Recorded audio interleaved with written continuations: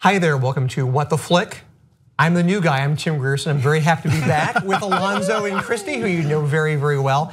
I have sadly not had an opportunity yet to see 47 Meters Down, but these lovely people have, so I'm gonna let them describe to me what is 47 Meters Down. What is it? All right, well, if you ever played Would You Rather and the choices were eaten by a shark or drowning at the bottom of the ocean when your scuba tank empties of oxygen, you get to see both of those things maybe happen to Mandy Moore. Take a look. It's like you're going to the zoo, except you're in the cage. I don't know about this. Welcome aboard. There, look, it's huge. Remember, the faster you breathe, the faster you use up your air. Trust me, once you're down there, you're not gonna want to come back up. Can you take a picture of me? Sorry. We would like to come back up now. I'm bringing you back up. Oh my God.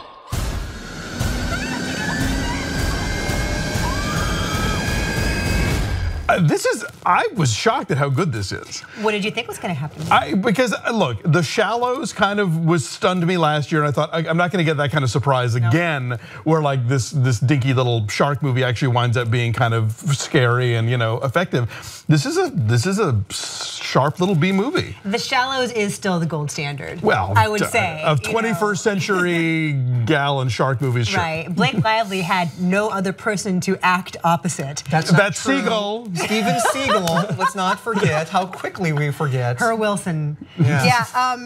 Mandy Moore at least has a person in the cage with her. Claire Holt, they're playing sisters. Yes, and I kind of don't see that, but that's okay. And they have to spend the entire movie wearing like scuba masks. He has to emote through the scuba masks in the dark. And yeah, there's a section where one of them has to be out in the dark and is lost, like at the bottom of the ocean, and that was legitimately tense. More so than anything involving any actual brush with a shark, like just in the dark, lost at the bottom of the ocean was scary as shit to me.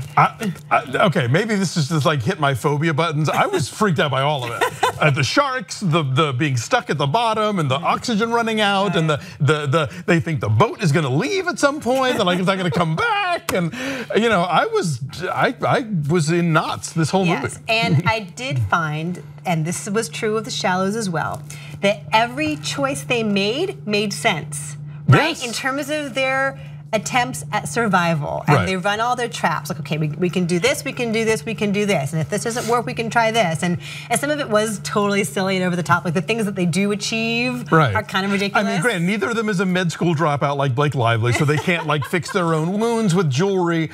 But at least like Claire Holt's character knows how to scuba dive, so she has some idea. Like the Mandy Moore has no idea what's going on, and so but yeah, they don't do anything stupid. They everything they do is rational, but they're just in this fucked situation. Some of the dialogue is pretty funny though, because Mandy Moore often has to like narrate what she's doing. Like, oh my God, I only have this much air left. Like she's oh my God, look, there's a shark. Like it's just like the dialogue is kind of hilarious.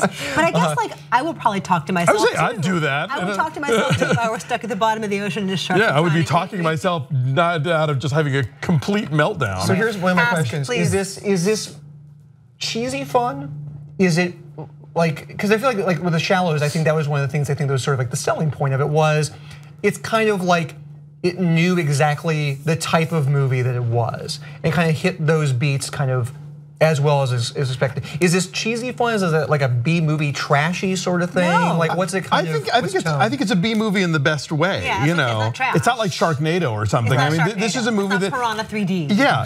Like this is we used to make this kind of movie and not spend $100 million on them and make them A movies, but it was just like this is a sort of very lean, focused kind of tale of survival. There's no B story here. No. It's like the two of them in a cage at the bottom of the ocean. Most of the movie is set underwater. Yeah.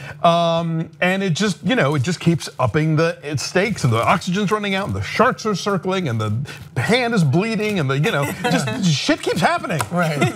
I don't know if you've read like the backstory of this movie, that like they made it.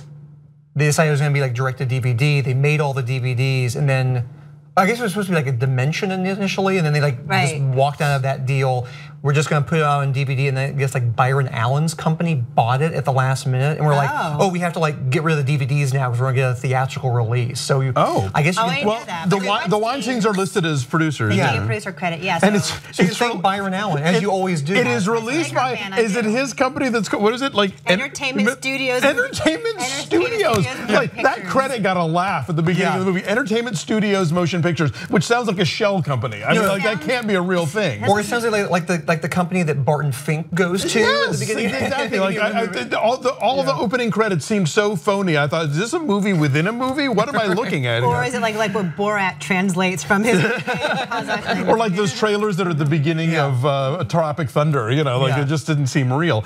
But no, I was stunned at how entertained I was and how lean. like it works. It's lean, it moves, it's tense. There are some legitimate jump scares, but they're not gratuitous. Like there are sharks under the water. Yeah, I mean, it's not, I don't want to oversell this thing. It's not like this masterpiece of cinema, but as about a movie about two women trapped underwater and like fighting off sharks, it is a movie about two women trapped underwater fighting off sharks, and a pretty good one.